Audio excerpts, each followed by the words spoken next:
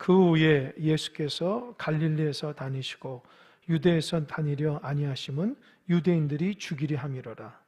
여러분, 예수님 지금 어디에 있다는 거죠? 갈릴리. 갈릴리가 어디예요? 북쪽이에요. 유다는 어디예요? 남쪽이에요. 그러니까 예수님이 지금 갈릴리에 있다는 거예요. 남쪽으로 내려오지 않고. 왜냐하면 이 남쪽에서는 예루살렘이 있고 사람들이 많이 사니까. 근데 문제는 뭐예요? 유대인들이 예수님을 죽이려 한다는 거예요. 여러분, 이 시점이 언제냐면은 주석을 보니까 예수님이 십자가에 달리시기 6개월 전이에요. 그러니까 한참 그 당시 종교 지도자들이 예수님을 미워서 죽이려고 혈안이 되어 있어요. 여러분, 앞에서 보면은 예수님의 그 두 가지 사건 때문에 예수님을 죽이려 하죠. 아까 말한 것처럼 뭐죠? 베데스다 연못가에서 38년 된 병자를 치유하셨어요. 근데 왜 종교 지도자들이 예수님을 죽이려 했을까요? 그날이 안식일이었기 때문에. 안식일에는 아무것도 하지 말아야 되는데 그 병자를 고쳤다는 거예요. 예수님께 뭐라고 그랬어요? 하나님이 일하시니 나도 일한다. 아버지가 일하시니 아들도 일한다 그랬어요. 그러니까 하나님을 아버지로 여겼는데 사람들이 그거를 신성모독이라는 거예요. 신성모독. 두 번째, 그 오병이어의 기적의 사건을 통해서 왜 사람들이 예수님을 떠나고 죽이려 했는지 아십니까? 예수님 뭐라고 그랬어요? 이 육신의 떡을 찾으러 먹는지 말고, 썩을 양식을 위해서 하지 말고 영생하도록 위한 양식을 위해서 일하라 그랬죠. 그게 뭐예요? 예수님이 내가 참된 음료요, 참된 양식이라고 그랬어요. 나를 먹으라. 그러니까 사람들이 예수님께서 말씀하시는 자기를 먹으라고 하니까 오해한 거예요. 식인종처럼.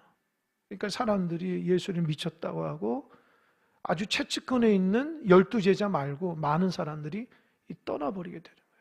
또 종교 지도자들은 예수님을 죽이려고 하고. 여러분, 예수님이 이 땅에 오셔서 무슨 죄를 지은 게 아니잖아요. 그죠? 뒤에도 나오지만 정확한 하나님의 말씀을 전하는데도 그들은 예수님을 죽이려 하는 거예요. 왜요? 강팍하니까. 하나님의 말씀을 들어도 그 말씀 앞에 순종하고 깨어서 하나님의 은혜를 바라봐야 되는데 이 마음이 강팍하니까 그 말씀을 들으면 안에서 죄가 난리가 나는 거예요. 왜요? 죄를 회개해서 하나님의 귀한 사람이 되어야 되는데 예수님이 죄를 딱 얘기하니까 자기 안에 숨겨있던 죄가 이렇게 싹 올라오니까 이 죄가 빠져나가려고 하니까 안 빠져나가 강팍해지는 거예요. 그러니까 어떻게 해요? 우리가 복음의 말씀을 통해서 우리가 뭘 깨달아야 되냐? 내 자신의 죄를 볼 수 있어야 돼요. 복음을 통해서, 말씀을 통해서. 그래서 그 말씀을 통해서 내 안에 나도 모르게 습관적으로 이 내재되어 있고 안에 간직하고 있는 잘못된 생각들과 마음들과 육신들, 내 자신의 자아가 죽어져야 돼요. 그렇지 않으면 참 하나님의 말씀을 제대로 듣기가 쉽지 않아요. 그래서 거듭나야 된다고 계속해서 성경은 얘기합니다. 하나님의 말씀을 지식으로 듣는 것이 아니라, 하나님의 말씀을 뭘 가르치기 위해서 듣는 것이 아니라 하나님의 말씀을 나의 영적인 상태를 살펴봐야 돼요.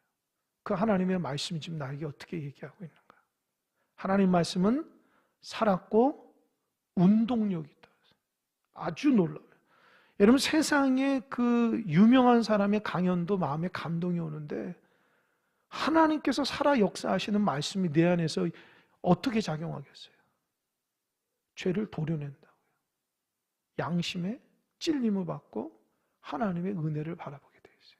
그래서 우리가 하나님 말씀을 가까이 하면 가까이 할수록 우리가 변화되게 되어 있어요. 근데 변화가 안 되면 그 문제가 뭐예요? 아직도 자아가 있는 거예요. 자아가 깨지지가 않으니까 하나님 말씀 액면 우리에게 들어오질 않는 거예요.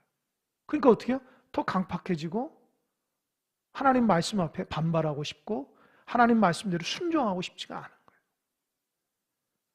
그래서 여러분, 하나님 말씀이 은혜로 들리고 하나님 말씀이 생명으로 듣는 여러분 되시길 바랍니다. 오늘 주혜신 원사님이 생명의 말씀을 함께 듣는다고 했는데 아주 귀한 기도입니다. 여러분, 이 말씀이 생명의 말씀이에요. 할렐루야. 제가 전하기 때문에 생명의 말씀이 아니라 이미 생명의 말씀이기 때문에 생명의 말씀이에요. 그러니까 생명의 말씀으로 믿음으로 받고 하나님 말씀을 받는 자에게는 내 안에서 생명의 역사가 일어나는 거예요. 여러분, 성경에 뿐만 아니라 우리 주변에도 보고 이제껏 살아오면서 믿음의 사람이라는 사람들도 다 뭐 때문에 깨졌죠? 하나님 말씀 때문에 깨진 거예요. 말씀이 우리를 깨뜨리는 거예요. 우리 안에 무자비한 이 죄들을 다 끄집어내서 하나님 복음 앞에 낱낱이 빨개 벗겨서 너가 이렇게 죄인이야. 너 이걸로는 구원 못 받아. 십자가의 은혜로 된 거예요. 하나님이 낱낱이 우리를 빨가 벗겨서 하나님 앞에 그 말씀 앞에 부끄러움을 느끼게 하고 그 부끄러움 가운데 오직 예수 그리스도의 생명으로 생명싸개를 탁 덮어서 하나님의 사람이 되는 거예요. 할렐루야. 그래서 하나님의 말씀을 소중하게 여겨야 돼요. 하나님 말씀을 교만 들으면 큰일 납니다. 하나님 말씀이 여기 종교지도자는 이 반발하거나 하나님 말씀 앞에 죄를 짓거나 강팍해지면 더 큰일 나죠. 그러니까 예수님은 복음을 전하면서 바른 복음을 전하면 막 죽이려고 하는 거예요.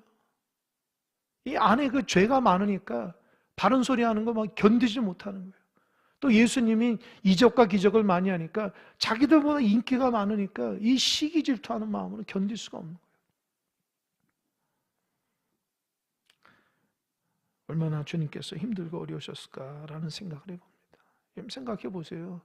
누가 여러분 죽인다고 해보세요. 한 사람이라도 칼을 품고 여러분 지나다니면 죽인다고 생각해요. 그거 어떻게 불안해 살겠어요? 근데 예수님 곳곳마다 적이라. 그러니까 예수의 사람은요, 하나님께 생명을 딱 내놓는 거예요. 그래야지 이게 차원이 달라. 하나님 앞에 생명을 딱 드리고 살아가야지. 그러지 않으면 이 하나님 앞에 나를 드린다고 하면서도 누가 나 하나 죽이겠다고 하면 불안해 살 수가 없는 거예요. 집 밖에 어떻게 나가요? 예수님께서 복음을 전해 수많은 사람이 죽이려고 달려드는 거 보십시오. 보통 사람이라면은 못 다닌다고, 말도 못 한다고. 근데 예수님은 이미 자기 자신을 내놓으신 분이에요. 죽기까지. 우리를 사랑하기 때문에 복음을 전하신다. 그래서 예수 믿고 하나님 앞에 생명을 드린다는 건 말로만 그렇게 하면 안 돼요. 진짜 하나님 앞에 내놓을 수 있어야 돼요. 그래야지 우리가 정말 담대한 마음을 가질 수 있고 하나님의 은혜로 살아가게 되지, 하나님 믿는다고 하면서 두려움 가운데, 이 걱정 가운데 살아가는 것이 무슨 하나님의 사람이겠습니까? 그러니까 이 1절의 말씀만 묵상해도 참, 그렇구나. 참, 예수님 참 얼마나 대단하시나. 2절을 보니까 유대인의 명절인 초막절에 가까운지라. 여러분, 그 이스라엘의 3대 절기가 뭐죠? 6월절, 77절, 초막절이라고 그래요. 그러니까 6월절은 이 출애굽했을 때에 그걸 기념하기 위해서 너희들 하나님의 은혜로 출애굽해서 감사하라는 거예요. 그래서 절기는 하나님의 은혜를 기억해야 돼요. 그래서 이 절기는 예루살렘의 성전에 모여서 하라고 했기 때문에 그 당시에 예루살렘에 살고 있는 사람들이 한 3, 4만 정도 되는데 평상시 절기 때는 200만 명 된다는 거예요. 전국에서 다 오니까 디아스포라 흩어졌던 유대인들이 다 와서 하나님 앞에 그 예배를 드리고 절기를 지키기 때문에 아주 예루살렘이 어마어마하게 분주하죠. 그래서 6월절은 출애굽했을 때 하나님의 은혜를 하고 77절은 오순절이라고 하는데 6월절로부터 50일 되는 후에, 그래서 첫 번째 미리 이렇게 딱 하나님께서 수확하게 했을 때 감사함으로 드리는 거예요. 그 오순절이라고 하죠. 오순. 오가 5이고 순이 열이잖아요. 그 50일 지나서. 그리고 또 초막절은 어떻게 하죠? 이스라엘 백성이 광야에서 40년 동안 하나님께서 돌봐주신 것을 은혜를 감사하는 거예요. 그러니까 여러분이 지난 날들을 돌이켜보면은 첫 번째 6월절 같은 은혜가 있다고요. 내가 예수 믿지 않았는데 하나님의 은혜로 예수 믿게 됐어요. 그 6월절을 그때를 기억해야 돼요. 그리고 두 번째는 이제껏 먹고 살아가는 하나님의 은혜로 77절로 우리를 지켜주신 것에 감사할 수 있어요. 그래서 첫 수확물을 가지고 하나님께 감사하듯이 그런 감사의 마음을 잊어버리면 안 되고, 세 번째는 광야 같은 세상 속에서도 하나님 우리를 돌보시고 인도하셨기 때문에 그 은혜를 잊어버리면 안 돼요. 그러니까 절기를 지키라고 하는 것은 너희들이 하나님을 하나님 되게 여기라는 거예요. 하나님을 너희들이 이렇게 살아가는 하나님의 은혜라는 거예요. 여러분 꼭 하나님의 은혜를 기억하는 여러분 되시기 바랍니다. 우리가 잘나서가 아니에요. 나도 모르면서 교만이 탁 들어가면 그때부터는 걷잡을 수 없어요. 하나님의 은혜가 없어요. 나라는 존재가 교만한 존재가 되기 때문에 하나님 앞에 바르지 못해요. 그래서 신앙생활 제대로 하는 사람들은 나의 죄인됨을 알아요. 내가 얼마나 부족하고 연약한지. 참 벌레만도 못한 죄인이라고 제가 얘기했잖아요. 어렸을 때에 그 어르신들이 우리 주혜신 권사님처럼 이렇게 기도하시면 그렇게 레파토리가 벌레만도 못한 나를 이렇게 구원하여 주셔서 감사하다고 우리 권사님처럼 울먹울먹 와서 옛날에 다 그렇게 기도했어요. 근데 어렸을 때는 왜 사람이 벌레만도 못하냐 이렇게 귀한데, 근데 나이가 들고 복음을 알게 되니까 진짜 벌레만도 못한 거예요. 이런 벌레가 무슨 죄의 생각을 하겠습니까?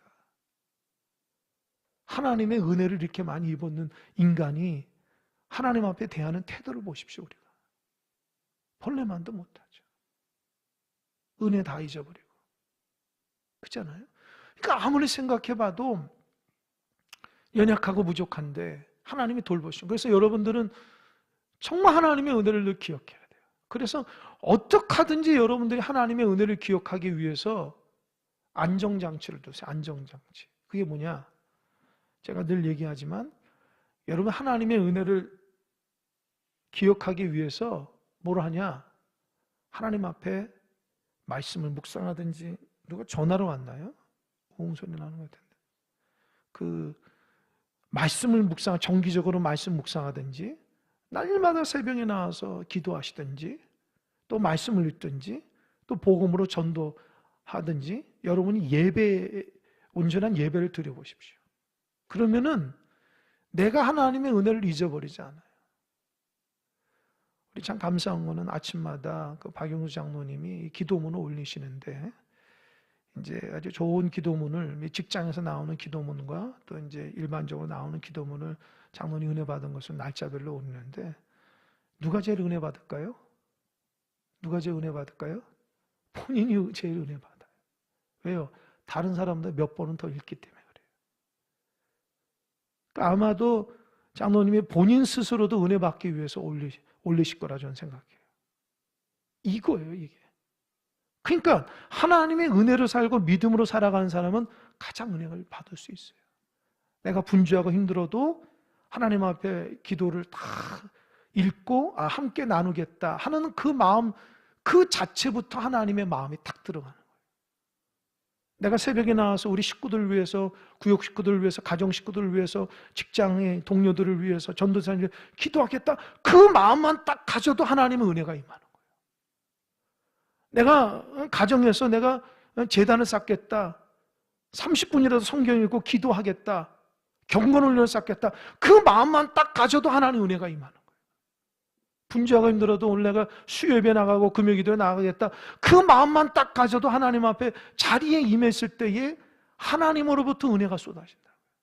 이게 은혜의 안정장치예요. 그래서 이스라엘 백성들이 왜 3대 절기를 이스라엘 와서 지키라고 하냐면, 와서 지켜야 돼요. 자기 있는 데서는 은혜를 은혜로 여기질 않아. 함께 모여서 하나님 말씀 듣고 하나님 앞에 절기를 지킬 때에 다시 한번 새로워지는 거야. 다시 한번 새로워지는 거야. 그래서 여러분은 은혜로 감사로 살아가기 위해서는 말로만 은혜가 감사가 안 돼요. 여러분들이 하나님 앞에 은혜로 살아갈 수 있는 뭔가가 있어야 돼요. 뭔가가 있어야지. 늘 기억해야 돼요. 사람은 얼마나 이게 깜빡깜빡하고 잊어버리는지 몰라요. 하나님이 방금 역사해 줬는데도 돌아서면 잊어버려요. 내가 한 줄 알고. 하나님이 생명을 지켜주신데도 건강해지면 다 잊어버려요. 하나님의 어려움 가운데 다 구원해 주셔서 역사해 주셨는데 조금 지나면 다 잊어버린다. 그래서 늘 하나님의 은혜를 기억해야 돼요. 그래서 어떤 분은 그런다고요. 자기가 사형 선고 받았던, 병원에 사형 선고 받았던 그 엑스레이를 갖고 다닌다는 거예요. 왜요? 내가 이렇게 암이 다 퍼져가지고 도저히 감당이 안 되는데 하나님의 은혜 때문에 살아난다. 근데 그분은 늘 가방에 그걸 갖고 다닌다는 거예요. 그래서 자기 자신을 다시 한번 돌이키면서 나는 새로운 생명으로 태어난 하나님의 은혜의 존재라는 걸 늘 잊어버리지 않고 감사하며 살아간다는 거예요. 할렐루야. 여러분도 뭔가 하나는 갖고 다니세요. 하나님의 은혜를 입은 거 기억해야 돼요. 그래서 자꾸 보고 자꾸 느끼고 자꾸 새롭게 해야 돼요. 그렇지 않으면 사람이 얼마나 교만하냐 다 잊어버린다. 이 초막절일 때 가까울 때 사람들이 예루살렘 모이죠. 그때에 3절을 보니까 그 형제들이 예수께 이르되 당신이 행하는 일을 제자들로 보게 여기를 떠나 유대로 갔소서. 그래서 그 형제들이 누구냐? 누굴까요? 예수님의 형제예요. 예수님의 형제. 그러니까 예수님의 직계 형제.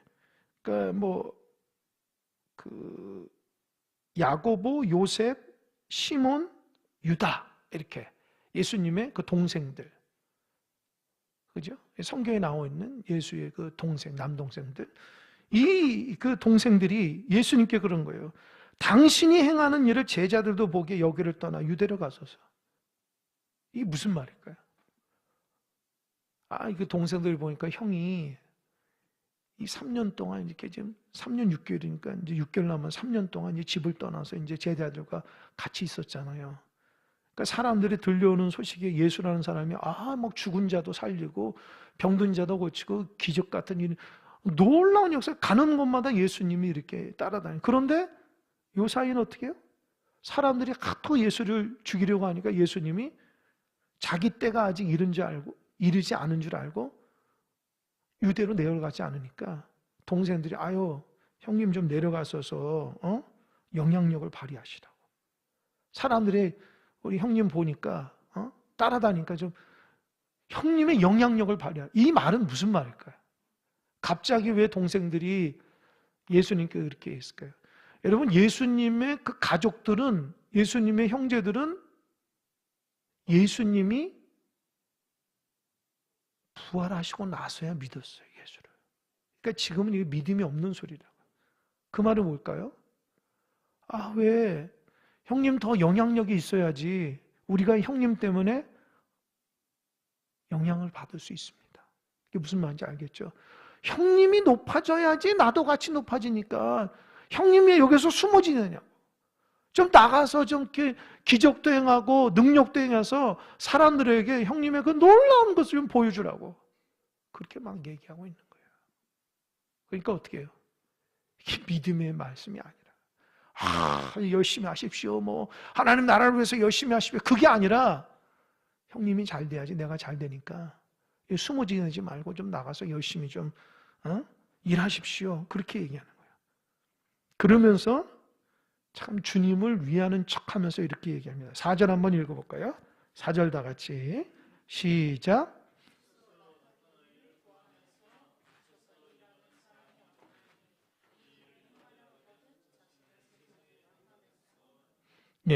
스스로 나타나기를 구하면서 묻혀서 일하는 사람이 없으니 이 일을 행하려 하거든 자신을 세상에 나타내게 없어. 그러니까 형님처럼 그렇게 능력 있고 기적을 베풀고 말 잘하고 그런 사람이 묻혀 지내면 안 됩니다. 좀 나가서 좀 이렇게 영향력을 발휘하십시오. 이게 주님을 위하는 척하지만 절대로 주님을 위하는 척 아니에요. 형님 덕을 좀 보고 싶다는 거예요. 그러니까 이 성경에 나오는 제자들도 똑같잖아요. 주님 따라다니면서 수많은 사람들이 그냥 주님 앞에 그냥 어떻게 해요? 막 높이니까 어떻게 해요? 자기가 높아진 줄 알고 그 12 제자들이 자기들끼리 누가 높은지 서로 싸우잖아요. 참 어리석죠. 그러니까 이 요한복음의 저자인 요한이 5절에서 이렇게 얘기합니다. 이는 그 형제들까지도 예수를 믿지 아니함이로라. 그러니까 가장 그 가족 식구들이 가장 많이 이해하고 가장 많이 동조하고 가장 많이 위해줘야 되는데 오히려 가족 식구들이 더 믿지를 못한다는 거예요. 여러분 혹시 그러십니까? 뭐 그런 분들도 있어요. 여러분 집안에 여러분이 열심히 믿는 사람이 여러분이고 주변에 예수 잘 믿지도 않고 믿어도 뭐 이렇게 신통하게 믿질 않으니까 여러분 신앙생활하는 거 굉장히 유별나게 생각하고 그렇게 뭡니까 이렇게 딴지 걸듯이 얘기하는 가족들이 있을지 몰라요. 그죠? 그러니까 어떻게 해요? 원래 그런 거예요, 여러분. 원래 그런 거라고. 저도 그 어머니가 신앙생활 할 때에 열심히 신앙생활 하는데 그거를 우리 아버님 옆에서 보니까 어떻게 해요? 못마땅하게 생각하는 거예요. 그렇게 열심히 해서 가정을 위해서 눈물을 흘리고 자녀 위해서 눈물 흘리고 남편을 위해서 열심히 기도하는데도 그 믿음이 없으니까 그 교회의 아내한테 뺏긴 것처럼 느끼니까 막 이렇게 핍박을 하더라고요. 여러분 그게 참 이렇게 뭐라 그럴까요? 그런 거예요. 열심히 신앙생활 하면은 여러분들 미워하게 돼 있어요. 뒤에도 얘기하니까 여러분들 신앙생활에 미워하지 않으면 내가 신앙생활 잘 못하는가 보다. 그게 느낄 수 있어야 돼요. 진짜 열심히 하면요. 식구들조차도 이해를 못해. 저는 그런 거를 이제 어렸을 때부터 봤기 때문에 제가 어머니한테 그랬어요. 어머니, 아버지가 또 한 소리 하니까 오늘은 그냥 교회 가지 말고 좀 이렇게 집에 있으십시오. 그러면 소용없어요. 그냥 시간만 되면 뛰쳐갑니다. 교회. 기도하고 예배. 어머니 그거 안 하면 나 죽는다는 거죠. 그러니까 하나님의 은혜가 있으니까 그거 말고는 기쁨이 없는 거예요. 그거 말고는 감사가 없는 거예요. 그거 말고는 삶에 낙이 없는 거예요. 낙이. 그래서 여러분 신앙생활하면서 하나님 앞에 예배하고 기도하고 말씀 보는 것을 신앙인이 그 가장 좋은 낙으로 생각해야지 다른 거 낙으로 생각하면은 아직도 거듭나지 못한 거예요. 예배를 소중히 여기지 않고 말씀과 기도를 소중히 않고 다른 것에 낙을 삼기 시작하면은 아직도 우리가 하나님 한 분만으로 즐겁고 행복하고 그런 게 아직 습관이 안 된 거예요. 그러니까 여러분 점점 더 그러잖아요. 저도 나이가 한 해 먹으면서 재미난 게 별로 없잖아요. 여러분 재미난 게 있어요? 여러분 정기적으로 나가서 막 사람들하고 운동하시는 분은 교회 예배 못 오니까 운동하고 땀 흘리면서 한다고요. 그 자기 몸이 망가지는데도 불구하고 그거 지나치게 막 해버리는 거예요. 왜? 그게 즐거운 거예요. 근데 그런 사람들이 많지가 않아요. 막 산으로 돌러다니면서 어느 때까지는 괜찮아. 근데 그게 이제 재미가 없어질 때가. 맛있는 거 먹으러 가는 그것도 어느 딱 되면 어떻게 해요? 몸이 건강하고 이게 소화가 안 되니까 그것도 힘들고 어디 돌아가는 거 다리가 아프니까 그것도 힘들고. 근데 주님 앞에 와서 예배하고 기도하는 거는 이 마음속 깊은 곳으로부터 막 기쁨이 일어나요. 예를 친한 친구하고 지내보세요. 이렇게 하다 보면은 자존심도 상하고 막 그 마음이 안 맞아서 화가 나기도 하지만 주님 앞에 어떻게 그런 게 있어요? 하나님 앞에 우는 건 하나님밖에 없잖아요. 하나님 앞에 마음을 시컨들이면서 내 속마음을 다 드러냈고 하나님 앞에 기도하고 대화하는 건 주님밖에 없잖아요.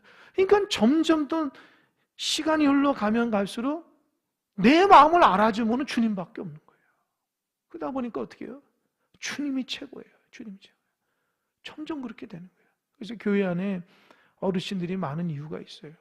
인생을 살아보니까 주님 은혜밖에 없다는 거죠. 젊은 사람들은 나가서 좋은 게 너무 많아. 아직 그걸 깨닫지 못하는 거예요. 근데 나중에 다 깨닫고 돌아오게 돼 있어요. 근데 빨리 깨달아야지. 진짜 하나님밖에 없고 주님밖에 없다는 거예요. 여러분 누가 울어요? 하나님 앞에. 하나님 말고는 누가 울어요? 저도 마찬가지예요. 내가 누구한테 울어요? 하나님 앞에 기도할 때만 운다고. 내가 누구를 찬양해요? 하나님 앞에 찬양할 때만 내 중심으로 나가죠. 누가 내가 원망과 정성을 다해서 다른 사람 말을 듣기를 누가 해요? 하나님 말씀 앞에만 정성과 마음을 다 쏟아내는 거죠. 그러니까 내 영이 막 반응하기 시작해요. 하나님밖에 없다. 그러니까 예배를 사모하게 되고 기도에 대한 즐거움이 있고 감사가 있는 거예요. 근데 수십 년 신앙생활 이게 습관이 안 된 사람들은 아직도 주님 말고 다른 게 뭐가 있어서 그래요. 사실 그걸 내려놔야 돼요. 그걸 내려놔야지 주님밖에 없다는 걸 고백하거든요. 그러니까 너무 이렇게 믿을 구석이 많아서 그래요. 믿을 구석이 많은 사람들은 신앙생활 잘 못해요. 하나님밖에 없다고 느끼는 사람들이 신앙생활 잘하는 거거든요. 그러니까 형제들도 예수를 못 믿어요. 못 믿어.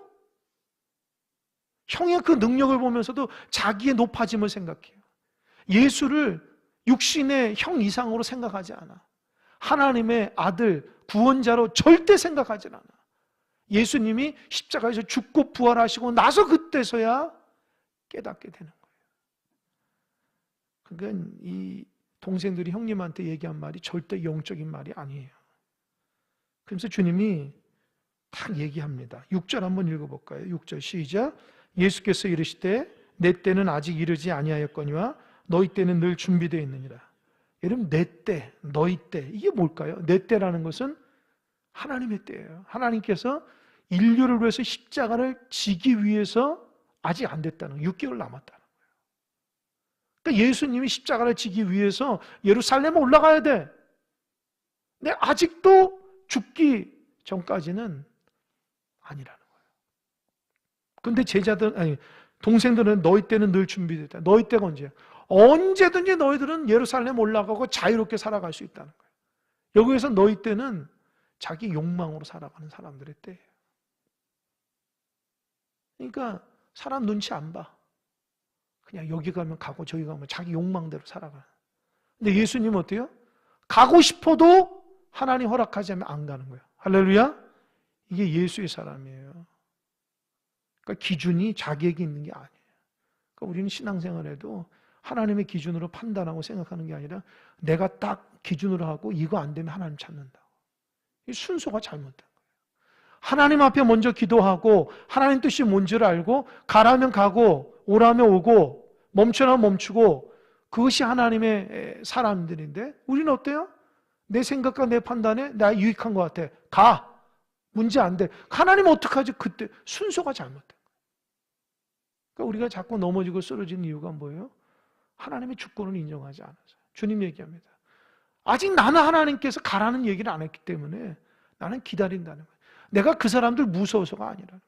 하나님의 그 프로그램 안에서 교회의 섭리 가운데 아직 내가 드러날 때가 아니기 때문에 나는 멈춰서 하나님과 기도하며 교제한다. 그러나 너희들은 자유롭게 네 마음대로 할 수 있지 않느냐. 그렇게 얘기하는 거예요.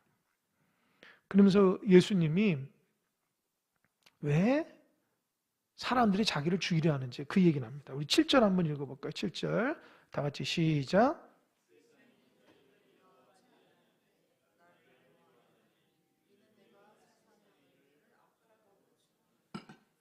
뭐라고 그랬어요? 세상이 너희를 미워하지 아니하되 나를 미워하나니 이는 내가 세상의 일들을 무엇하다고요? 악하다고. 여러분 그 유튜브를 보니까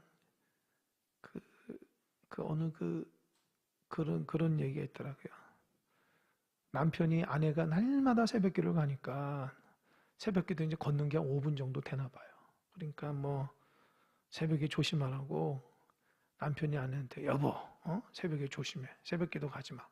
집에서 기도해. 그랬더니만 그 아내가 남편한테 그랬대요. 사탄아 물러가라. 그랬더니 남편이 그냥 아무 말도 못하고 그냥 깨갱했다는 거예요. 그죠? 그러니까 보세요. 그 남편 입장에서는 아내의 건강을 위해서 얘기했지만 아내 입장에서는 가족의 건강을 위해서 영적인 것을 위해서 나간다는 거예요. 그러니까 여러분, 그렇게 세상 사람과 하나님의 사람은 달라요. 사고가 달라. 그래서 예수님이 죄를 지적해서 이 죄를 없애야지 너희들이 구원받는다고 얘기할 때에 하나님의 사람은 아멘으로 받아요. 맞습니다.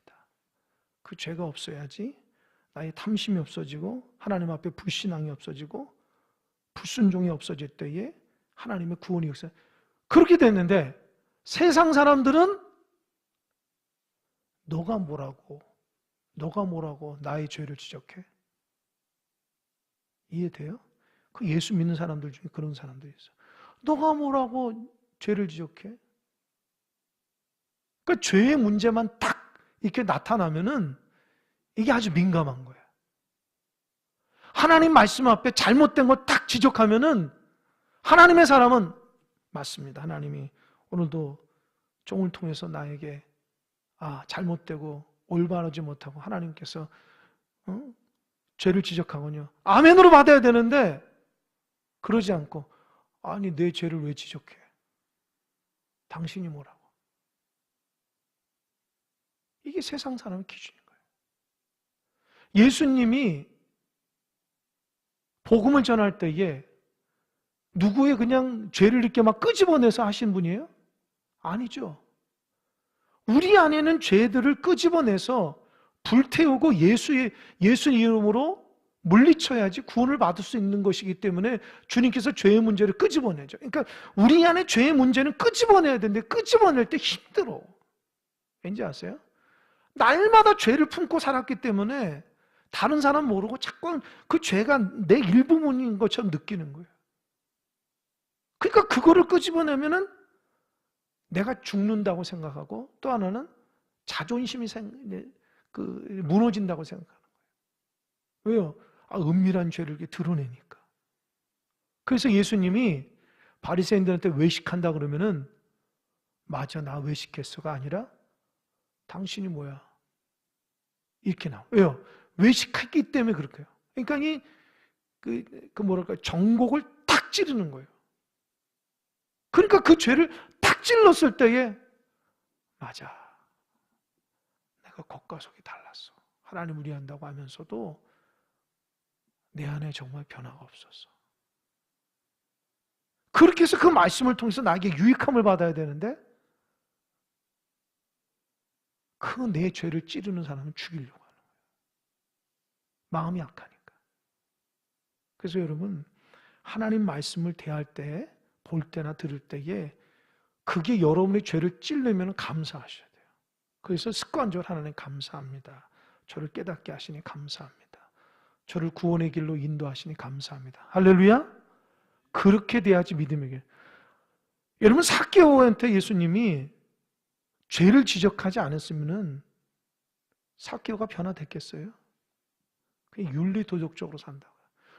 사마리아 수가성 여인에게 그 은밀한 죄를 집어냈기 때문에 그 여인이 이 죄를 끄집어내서 변화가 된 거예요. 그러니까 죄를 갖고 있으면 하나님의 속성상 너 죄인이야? 너 죄를 끄집어내. 그 죄를 끄집어내는 그 작업이 굉장히 힘들어요. 본인한테는. 하나님 쉬운데 사실은. 그러니까 내 죄를 인정하고 회개하면 되는데 그걸 못하는 거예요. 왜요? 남들이 나의 이런 죄를 알면은 그동안 내가 이렇게 살았는데 다 거짓이었다고 하면 내가 부끄러우니까 이 부끄러움이 먼저 앞서는 거예요. 하나님 앞에 구원보다도. 그 당시 종교 지도자가 다 그랬어요. 그래서 예수님이 마태복음 그 뒷장에 보면은 하도 회개를 안 하니까 화 있을진저 7번을 선포하잖아요. 너희들은 구원받기 힘들다는 거 화 있을진저. 그러니까 예수님이 아주 급진적으로 얘기를 하신다. 여러분 죄의 문제를 조근조근해서 끄집어낼 수 있을까요? 아니에요. 죄의 문제는 충격을 줘야 돼. 너 그거 안 하면 죽어. 너 그렇게 되면 지옥 간다. 주님 그렇게 얘기해요. 너 그 죄를 끄집어내야 돼. 그렇잖아요. 그 부자 청년이 영생에 대한 문제를 가지고 왔는데 내가 이거 뭘 해야지 구원을 받을 수 있습니까? 라고 하니까 야, 너 율법 다 지켰냐? 다 지켰다는 거야. 아, 기특하다. 근데 너한테는 한 가지 부족한 게 있다. 그러면서 그러죠. 너 있는 거 재산 팔아가지고 가난한 사람을 나눠준 다음에 그 다음에 나한테 오라 하니까 어떻게 해요? 그렇죠. 근심해서 가는 거예요. 그걸 딱 드러내니까 근심이 되는 거예요. 자기의 연약한 문제가 딱 드러내니까 근심하는 거예요. 그게 영생의 길인데 똑같아요. 우리도요. 하나님 말씀 들으면서 어떤 사람은 하나님 감사합니다 하고 어떤 사람은 근심 걱정으로 집에 가. 왜요? 자기 죄를 지적했기 때문에. 그거를 해결을 못하니까 근심 걱정. 아, 이거 어떡하지? 이거 어떡하지? 그냥 문제만 인식하고 가. 내가 죄인이라는 건 깨닫고만 가. 회개할 줄 모르고. 그러니까 어떻게 해요? 강팍해지는 거예요. 예배 드리고 말씀 보고 기도해도 강팍해지는 거예요. 왜요? 죄를 끄집어서 회개하는데 그 작업이 안 되는 거예요. 그 주일날도 얘기했지만 여러분 예배 출석하고 하나님이 찾으신 예배자는 다르다고 얘기했어요. 여러분 출석이 예배자가 아니라는 것을 다시 한번 아셔야 돼요. 하나님 기뻐하시는 예배자가 돼요. 예배는 하나님 받으시는 거잖아요. 그죠? 일방적인 게 아니잖아요. 하나님 원하시는 포인트가 있잖아요. 그 영과 진리로 예배할 때 가장 중요한 건 뭐예요? 죄의 회개예요. 회개하는 마음으로 예배해야 돼요. 하나님 말씀을 들을 때에 에스라가 하나님 말씀을 선포할 때에 백성들이 눈물로써 회개해요. 그래서 여러분이 온전한 예배자가 되려면 하나님 말씀 앞에 회개가 일어나지, 회개가 일어나지 않으면 이런 일이 일어나는 거예요. 더 악해지는 거예요. 그러니까 본인은 신앙생활 잘하는 것 같지 더 악해지는 걸 모르고 죄를 회개가 안 되니까. 여러분 계속해서 죄를 갖고 있잖아요. 보십시오. 회개하지만 그게 더 커져가지고 나중에는 신앙생활 못해요. 버릴 수도 있어요. 못할 것 같죠, 여러분? 된다니까요.